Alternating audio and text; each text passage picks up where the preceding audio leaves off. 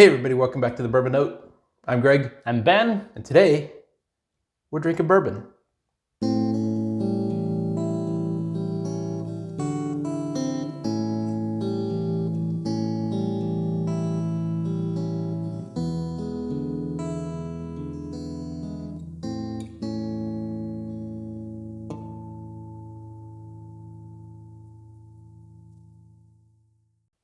All right, Ben, you sent me a text and said, hurry up and get over here. I want to open this bottle.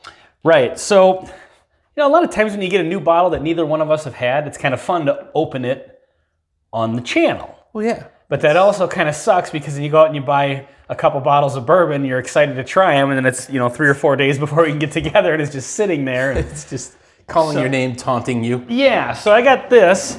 Bam. This is Broken Barrel cask strength by the Broken Barrel Distillery, I guess. Out of the... This is Owensboro, Kentucky. Ah. So what I think is interesting about this, now they've got some other products. This is a new one by them. I saw an ad for this, I think maybe on Instagram page or something like that, as their cask strength one. Mm. But what strikes me as interesting about this is it's called Broken Barrel because why is that? They do like a stave aging thing. Stave aging? Yeah, so they insert broken barrel staves into their So is our bourbon. guess they age it like a bourbon? Yeah, it's a straight bourbon. That... So it's a Kentucky straight bourbon finished with broken barrel staves. So probably much in the... Maker's how Maker's Mark has the wood finishing series where extra pieces of wood, throw them in there. Yes. Give it 10 more months or some period of time. So it's not like a secondary barreling. What's really cool about this is right there on the bottle, they have the mash bill, which is awesome. Thank you. 70% corn, 21% rye, 9% malted barley. And if you add that up, it equals 100. Nice. And they also have an oak bill, which I think is really cool because it gives you the oak staves that they finish with. I imagine it's a wood duck. Oh, what? Yeah. Be an interesting tasting whiskey. So it's 40% ex-bourbon barrels, so just other staves from previously used bourbon barrels. Bourbons that have had a divorce. Yeah, from the barrel. Yeah. And then 40% new French oak and 20% sherry cask oak. So it's not just like Maker's Mark has different kinds of oak and then different like char or toasting levels that they do. Sure. They actually a little bit of sherry oak in there as well. So I think this one's going to be interesting. And at cask strength, I'm guessing it's probably not maybe the oldest. Sure. In age. What is our proof point? Or the proof point is 115. 115. Yep, so this is gonna be a fresh. Ooh. That was a good one. Yeah. And it says the truth is in the barrel, so right there on the, now in a bottle, neck, yeah. So it's obviously lying. Yeah. So let's see what, it's an interesting way of looking at that. All right. Have you had any of their other stuff? Never. In fact, I had not seen it until today. Just visited a local bourbon shop, and they had one on the shelf. Leah even asked about it and asked if I'd heard of it. There's definitely some nice like sugary caramel on the nose. Brown sugary, molasses. Yeah. It's heavy, dense. There's a little youth to it, but I think the proof helps. And some of that also might be a little bit of that sherry coming through.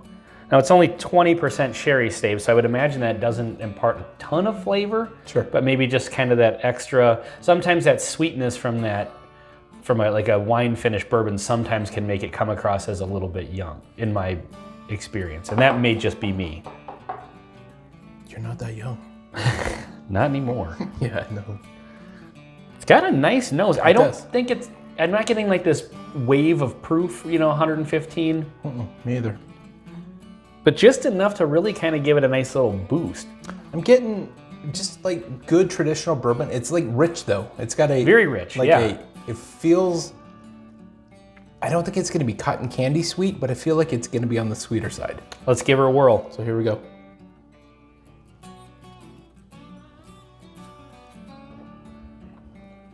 Before we talk about the flavor... Whoa. I have to admit, I forgot to do this, and occasionally I do this on when you are nosing a bourbon, to actually inhale the vapors. This time, as I went to drink, I was inhaling. It really hit my tongue. Yeah. And there's a lot of spice. Yeah. that is just spice in a bottle. Spice in a bottle. I was not expecting that. Black pepper. It's still, there's definitely the sweetness, the caramel, brown sugar. There's a ton of oak spice. Yep, oak spice. Oak and rye spice. And well, I'm just not getting that on the nose. We've had a couple recently where it's a really mellow and mild nose, but this really packs a punch to it.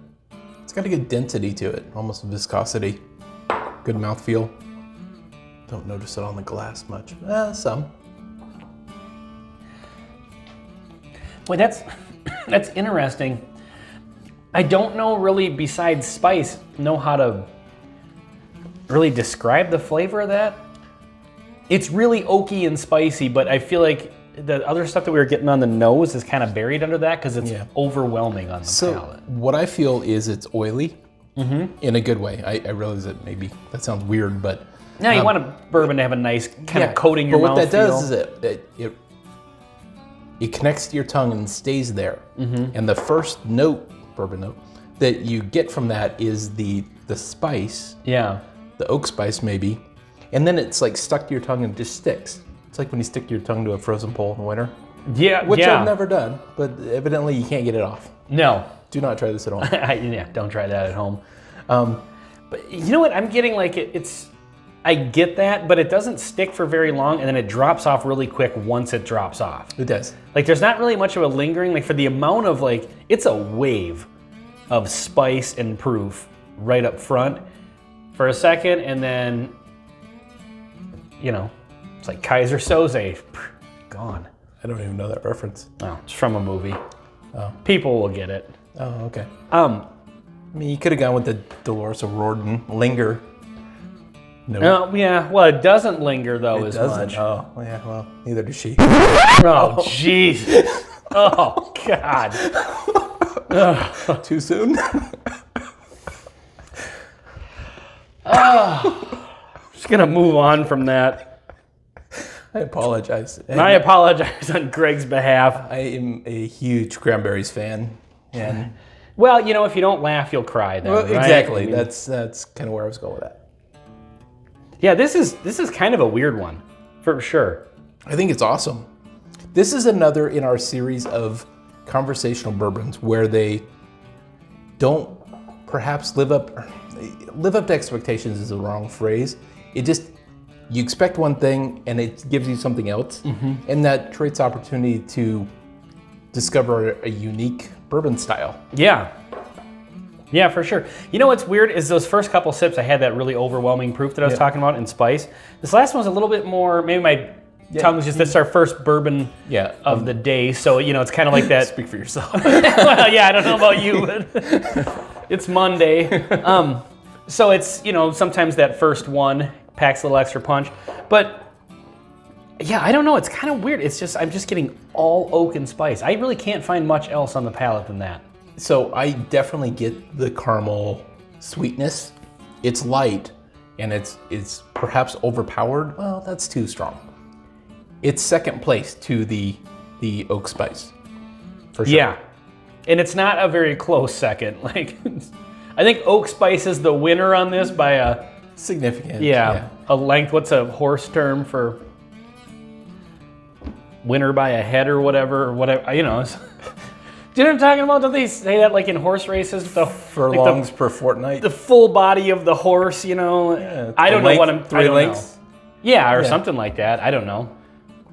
Maybe I'm just making this up. 4 gazelles and a chicken. Yeah, that's how much the spice beats the caramel sweetness. Yeah, I am not getting a ton of sweetness on that at all on the palate. I am. So I think it's a tad more balanced than maybe you do. If I went into this blind, I would guess this is maybe a higher proof point than this. Yes, I would too. Maybe a 130 kind of. It borderline drinks like that. Yeah. I mean, it's got a sting to it. And it's got a nice punch. Mm-hmm. When you pick yourself up, and then there is the underlying bourbon notes. Hey, we just got a ding. I know. So I definitely get just good traditional bourbon flavors, but they are overpowered by the spice note. And it's not a bad spice. Like No, not at all. It's combination of wood spice tad and bit black more, pepper. Sorry, I'm talking too long. You gotta go get. No, I didn't pour a ton in there, and then just a little, one extra sip here. Because it started to get a little more balanced the last couple sips I had, so I just want to... Yeah, blame it on the neck pour. But even with that unbalanced thing, it's not that it's bad. I do like that kind of, I don't want to say bitter, but kind of sharp oak spice. Rough around the edges. Yeah, a little bit. And I like that sometimes. Because I like just a bold, sometimes you just want that extra bold kind of punch in the face bourbon, you know? But yeah, it dies off fairly quickly.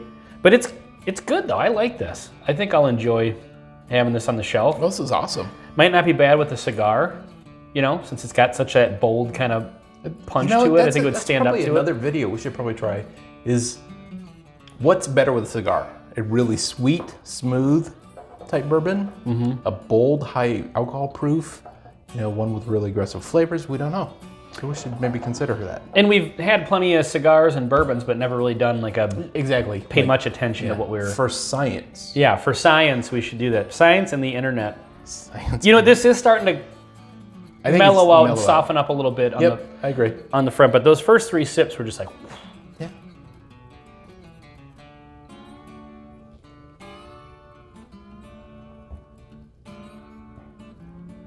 Yeah, that's definitely starting to round out a little bit. I agree.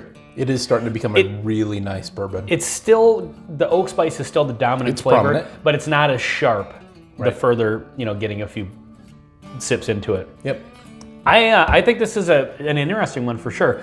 Definitely not going to have a problem drinking through this. I think I'll enjoy having pours of this. Approximate price in our crazy Minnesota? It was in the mid 40s, I want to say. They were having a Black Friday 20% off, so I paid like, I think I paid like 35 for it, so whatever. And where'd you get it? That was in town here. Okay. So the one off the turnpike? Off the turnpike, yeah. So yeah, this is good. I like this. Kind of a nice surprise. It's kind of nice to get it at the 35 price point because you never know. It's a new new distillery, new thing. But I think it's cool what they're doing. It's definitely an interesting take, and it certainly imparted some interesting flavors. And note to distillers, we absolutely love it when you put as much detail on the bottle.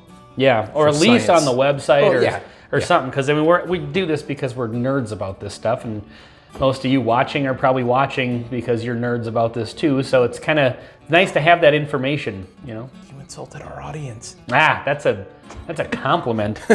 You know, you say you're a bourbon nerd and you're watching a bourbon channel. I mean, come on. Do you think they're taking notes? Probably. So, all right. Well, anyway, before this goes any further off the rails, this is Broken Barrel Cask Strength Bourbon on the Bourbon Note. I'm Ben. I'm Greg. Cheers.